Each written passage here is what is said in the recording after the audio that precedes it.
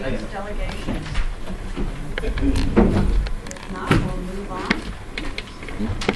The next item, public hearing for the 2015-16 school start date. In accordance with Missouri law, the board will post notice and hold a public meeting to discuss and vote on the district start date if that proposed date is earlier than 10 calendar days prior to the first Monday in September. An affirmative vote of the majority of the board is required to set a start date more than 10 calendar days prior to the first Monday.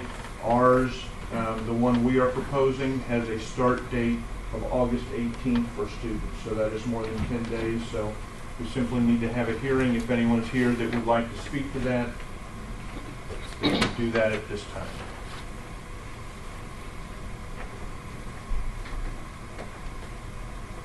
And the board vote will be later in that. Okay, MSBA delegate report.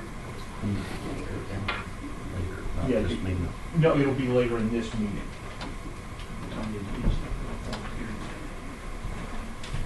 Just as an FYI, the legislative forum is February 17th, and that just came out today. Susan, I don't think the registration is open yet, but double check. That did just come out today. Again, that's the 17th in Jefferson City, and other than that, there's not a whole lot to report right now. Bills have been filed. Various bills have been filed. We do have one that is concerning again. It's another attempt at Amendment 3 By our senator. by our senator, yes.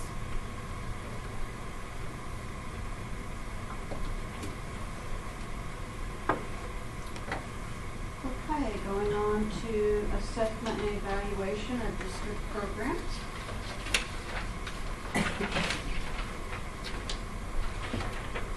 Budget. Year-to-date expenditures are falling right within estimated usage for the period end. There really were no notable variances.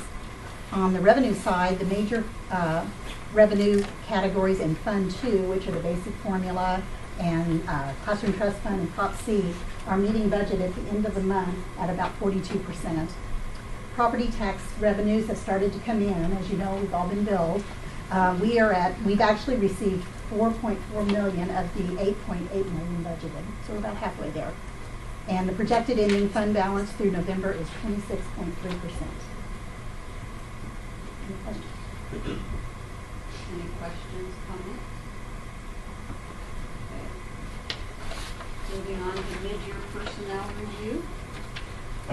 Just the board, we've been reviewing that. We did that prior to this. We will go back into closed afterwards for that to continue that process. Transportation. You all have the transportation report in front of you. I do have some concerns regarding Durham, and it isn't the company itself. I think I've expressed to you before our concerns with having enough drivers. We've had turnover in drivers. Durham believes it's because of an upturn in the economy and people are finding full-time jobs. So we continue to have some driver turnover. The drivers that we continue to have are good people. It's just finding more people to fill those positions. My primary concern with Durham is Wanda Davis is now our local manager. Wanda, of course, lives here in Harrisonville. She's worked with Durham for many years, kind of the back position to the person who's been the manager, having done portions of the job. She is now the manager there, but in my 5 years in Harrisonville, this is the 5th manager we've had at Durham. So that remains a concern of mine, is just the stability in that position. I think Wanda probably will be that person because she has been there for 4+ years doing most of this position. So that is one of the concerns that I have that we'll continue to monitor. We've had some anomalies this year. We have some very rural areas within our district. And we've had several students move into those areas where we haven't previously had bus routes. It's created a challenge for Durham. Lengthen some of our routes to our maximum length ride time, which is about an hour. We want to try to avoid that if at all possible. But when you get to very rural areas and it's a 20-minute drive just from the school to get there, it stretches that out, and routing really becomes a concern at that point in time. So those are some of the concerns I have. None overall really with Durham itself. It's just things that I'm continuing to monitor as we watch Durham and the performance of the contract. When is the contract up for Durham? 2 more years.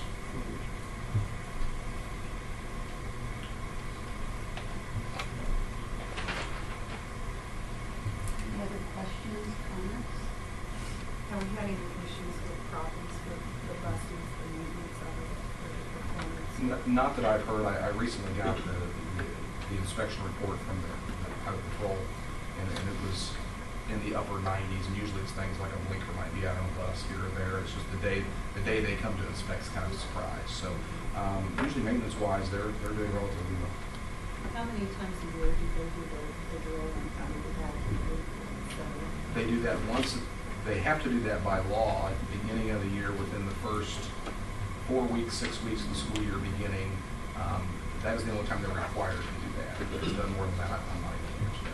Where do they do that? They usually do that near the buildings. They drill that during the day.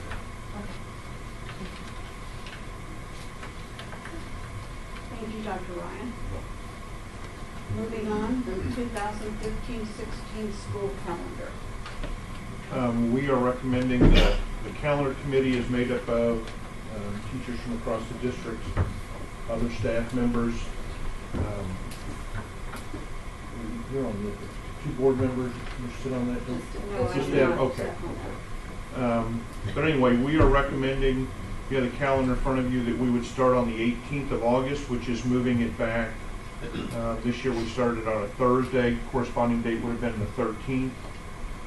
So we're moving that back.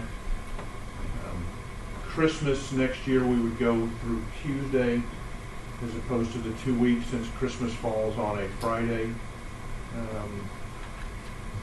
Easter is always one of those things that we try to figure out where, one year it may be later in March or April, earlier March. This year Easter falls on the 27th of March. So we're recommending that we would have 3 days prior to that, and then that Monday afterwards. And the Friday and the Monday would be protected. And this calendar would have us out on May 17th. I think it's good we're starting later in August. I hated to see the trend that we were starting earlier. I did have a question on October 22nd. Parent-teacher conferences, no school. It says 8 a.m. to 7 p.m. for grades K through 8, and the rationale. We had some conversations and some feedback from community members that they really like us to do away with half days, and that was a half day in the past. So that was one of those pieces where we felt like getting a half day in really wasn't that beneficial. So that was a day that was cut. Teachers are still there, gives the parents a chance to be there, come during that whole day. Okay. And then the high school, like this year, they have a spring parent-teacher conference. So that's why they don't have it on that Thursday night. They have one this year in the spring that they've also scheduled. So they can meet with parents and go over different things in the spring as well. Okay, but there's parent-teacher conference in the spring is March 1st, and the end of the quarter is March 11th. They're not as tied to the end of the quarter at the high school because they don't have any quarter classes. So if they have one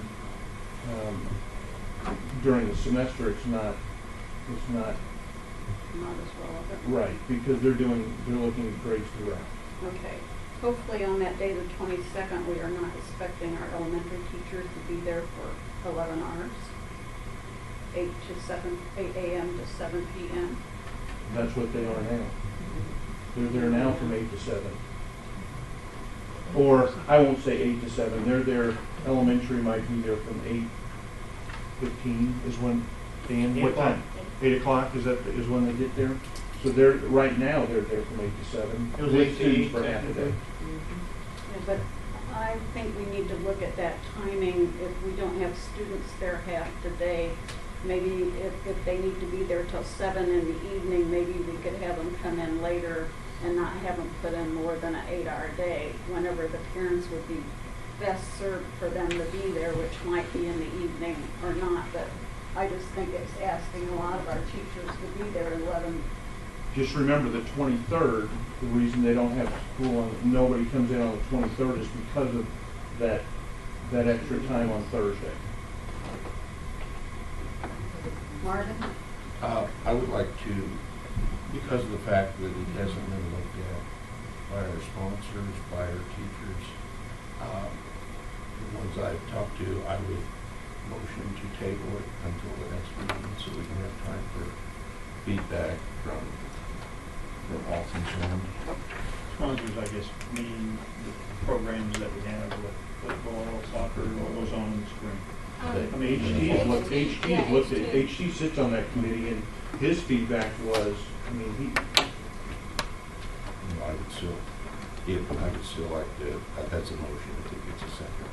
Well, and I'm gonna second that, because I know we used to always have 2 calendars that came out that we got to look at, and, you know, it was amazing the things that I didn't notice that other teachers did or sponsors did that, you know, once that was brought to light, we could make adjustments. I just really would like to get teachers and sponsors' opinions on this, because I'm voting on something that isn't affecting me. I'm not living under this calendar, and, you know, if it works for them and we get positive feedback, then that's great, but I would really like more eyes on this before we do it. Don, who all is on the, I know that we've got Deb on here, but as far as within the district, what are the teachers participating? we have 1 to 2, some of the buildings, 2 Two teachers for in each each building. building, and their job is to go back and have this conversation with staff members. I mean, they may not see the exact calendar, but it is, we're starting on this date, we're doing this. And we're hesitant to put calendars out back because somebody may take it as this has already been approved and they start sharing information, so. But there's 2 from each building on that committee. Looked at 3 different calendars. This is the one they picked.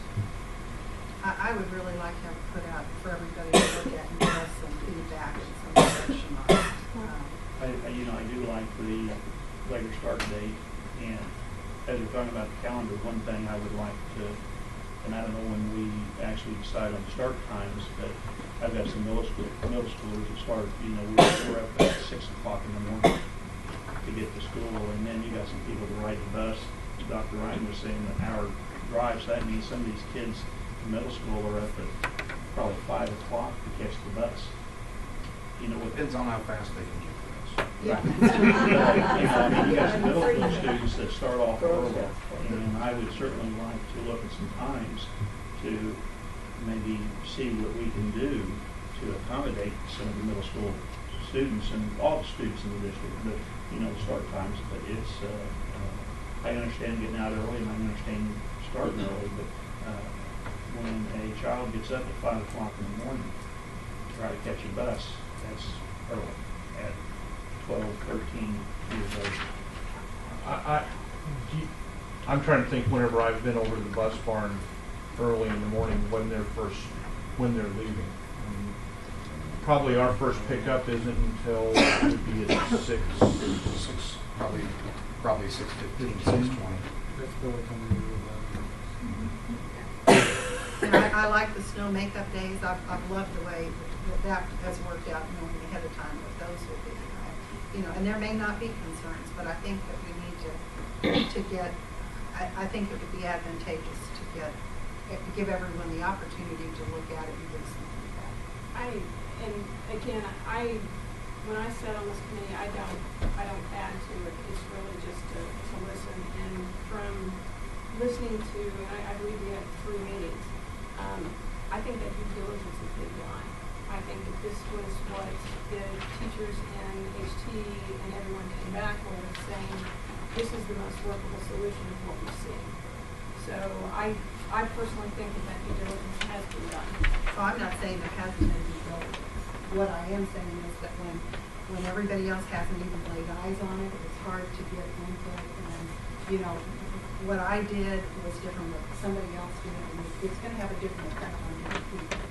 And because you can't, I don't know how you feel about things, or how Chad or Marvin or anybody feels about it. So until you have an opportunity to look at it, who am I or anyone else to know? And I think the additional feedback would be beneficial. So how do we get feedback from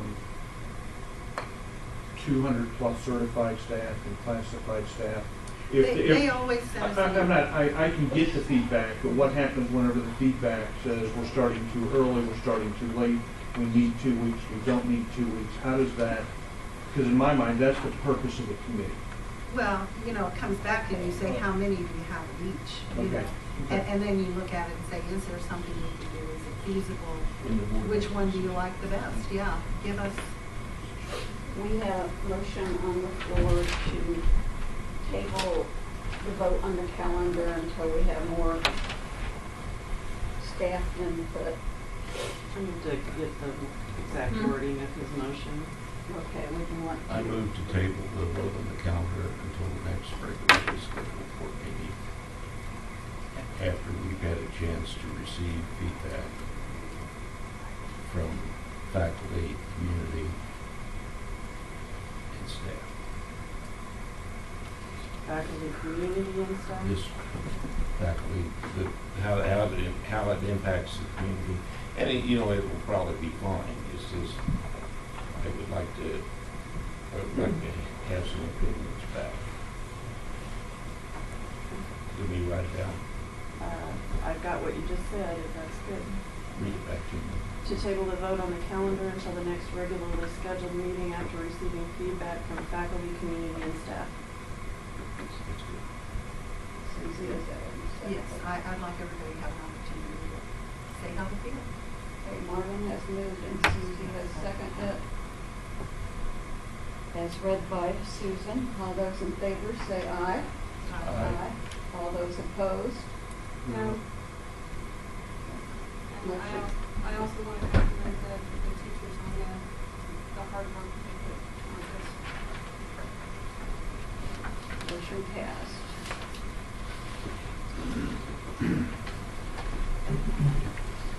Moving on to legislative platform. Cass County School Districts have been working to develop a common legislative platform. Those districts within Cass County, and it's called, at this point, Cass County Kids First. The goal is that all our districts can speak with one voice around specific items that may come up in Jefferson City this year. The goal is for all the districts to approve these at the December board meeting and then share these with legislators at a breakfast hosted jointly by the Cass County School Districts. And you have the list of those pieces, and really it is around funding, keeping local control, accountability, and student transfers. These have been in your Friday letter, I think, the last 2 weeks. Are there any scheduled? There is, we'll call it my calendar. January, I want to say 9th. And where is that? No, I'm sorry.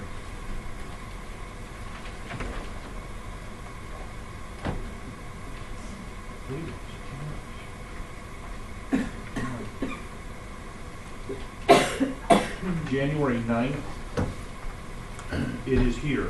We're hosting another meeting, and then I believe we're planning to have the breakfast on the 30th, and that will be in Belton. And I guess Susan will send out a reminder when those Yeah, meetings come. that'll be in the See if Friday letter, any and board members always want put it in to- the Friday letter. What time is The breakfast will be at 7:30. The meeting on the 9th starts at 8 o'clock. Is that in this building? Yes. And the one in Belton at 7:30 in the morning, where is that at the school or? I'll have to get that to you. I think it's at their curriculum Okay, building, but I'm not sure exactly. I think it's at the football stadium. okay, I think that's where it's at. okay, thank you. But I will get that in the Friday letter, those dates. Is there a motion? So moved. Second? I'll second. Deb has moved and Susie has seconded to approve the legislature priorities presented in Cass County Kids First. All those in favor say aye. Aye. Part-time paraprofessional position at ECC. Mrs. Gruber has asked that we add a part-time paraprofessional at ECC beginning in January for our early childhood special education program. We have a couple additional students coming to that, and 3-year-olds that are coming into that program and that have some significant needs, and we need another para there when they are actually there during the day. So it's our request that we be able to hire a person for that position. This is a fully reimbursable expense by the federal government. But I just wanted to make you aware that we're adding some kids that need it. I would motion that we add paraprofessional. Second. Marvin has moved and Chad has seconded to approve the addition of a part-time paraprofessional at ECC. Any questions or comments? A lot of kids there. All those in favor say aye. Aye. Opposed? Motion passes. Temporary easement. Last month, I brought 2 easements to you from the Missouri Department of Transportation for our properties along Mechanic, one where the alternative school is, and one where the parking lot is for the middle school ECC. When we sent those signed easements back to MoDOT, they realized they'd not sent the 3rd easement to us, which is the new property that we acquired this past year for a 5-foot temporary easement along Mechanic, right there by the sidewalk. On that property, there's no tree there, there's nothing there besides grass. It would be my recommendation that we approve that temporary easement for MoDOT to widen Mechanic. Second. Deb has moved and Marvin has seconded to approve the temporary easement for the 3rd property along Mechanic Street. Questions, comments? All those in favor say aye. Aye. Aye. All those opposed? Motion passes. Other reports, recommendations? I had the opportunity to go to some of the different schools today, HES, early childhood and middle school, and the kids were all well behaved. They were busy with everything. It was a fun atmosphere. Do not say ho, ho, ho. Always this time of year. In front of the preschool. Thank you, in front of preschoolers. It was an enjoyable time. Santa Claus was there before the places.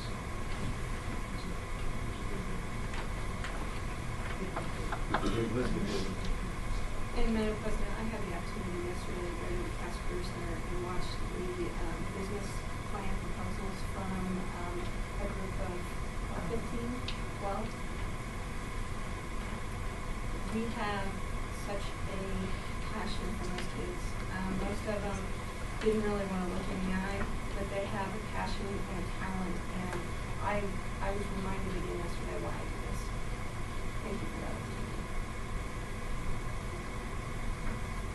Do we have a motion to adjourn the meeting and reconvene in closed session? I moved to adjourn the meeting and move to closed session.